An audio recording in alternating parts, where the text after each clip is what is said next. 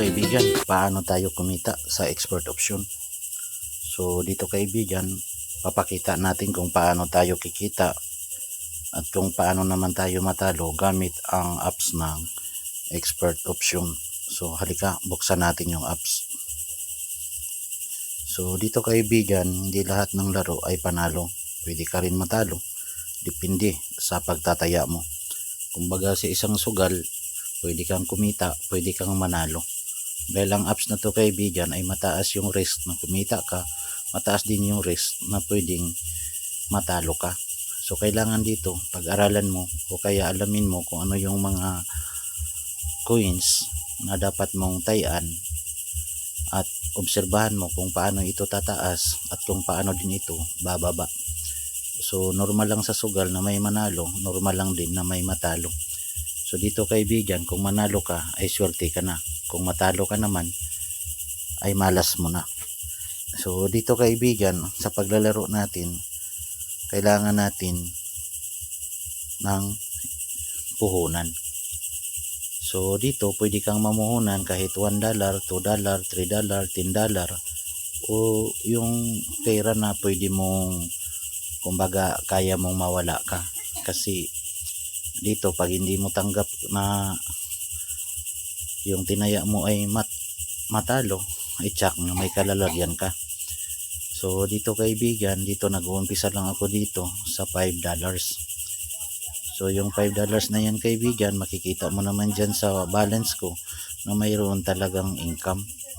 Pero kaibigan dito, ayan, pag-aralan natin siya, taya tayo ng taya dahil ini-expect natin na kumita tayo. So tingnan mo yung graph, taas baba, taas baba. So iwasan mo rin dito yung padalos-dalos na pagtaya kasi sa sinabi ko na nga, pwede kang manalo, pwede ka rin matalo. So ayan, i-observe natin yung graph. So ayan, may tumaya tayo na pataas yung prediction natin.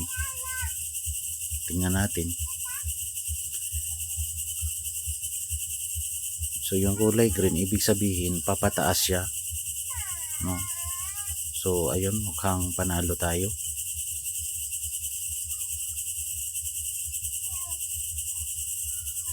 So taya pa tayo ng $5. So hintayin lang natin kung mamimili ka kung ano yung gusto mo. Yung prediction mo ay tataas ba o bababa.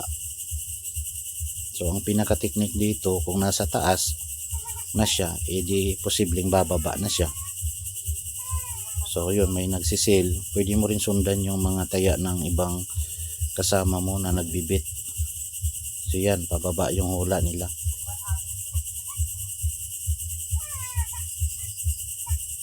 So ayun, pababa pa rin talaga ang hula nila. So dito, ikaw rin ang mamimili ng duration kung ilang segundo. So ayun, tumaya tayo ng pataas. Pero masama yung niya, mukhang pababa siya ng pababa. So tumaya pa rin tayo ng pataas dahil nag-i-expect tayo na tataas yung value ng natin. So ayun, parang nahit yata yun, panalo na naman tayo doon. Ayun, pababa siya ng pababa. So posibleng ma-liquidate o mawala yung puhunan mo, capital, once na mali yung hula mo. Ayun, mali yung hula natin kaya na-liquidate siya, kumbaga natalo tayo. So na-expect pa rin tayo na pataas pero mukhang nasa baba yung, ayun, natalo pa rin. So ayun, tumaya pa rin tayo na pataas na siya ng pataas. So mukhang hindi tayo sinwerte dito kasi sunod-sunod na yung talo natin kasi ang prediction natin ay mali. Ayun. So bumaba siya, bumaba pa rin ng malalim na pagkababa. Ayun. So umaasa pa rin tayo na tataas kaya nagtaya pa rin tayo. So sa kasamaang palad ay natalo pa rin tayo mga kaibigan. Yan yung mga risk dito sa pagtataya ng ganito. So pwede kang matalo, pwede ka ring manalo. So umasa pa rin tayo na tumaas, pero pababa ng pababa na yung graph. Ayun, pababa siya ng pababa at malapit nang mag-hit sa finish line. So marami nang nagsisil, nakikita mo may nagsisil na siya. Yung pula kasi nagsisil, o ayun, na liquidate na naman yung taya. Ayun.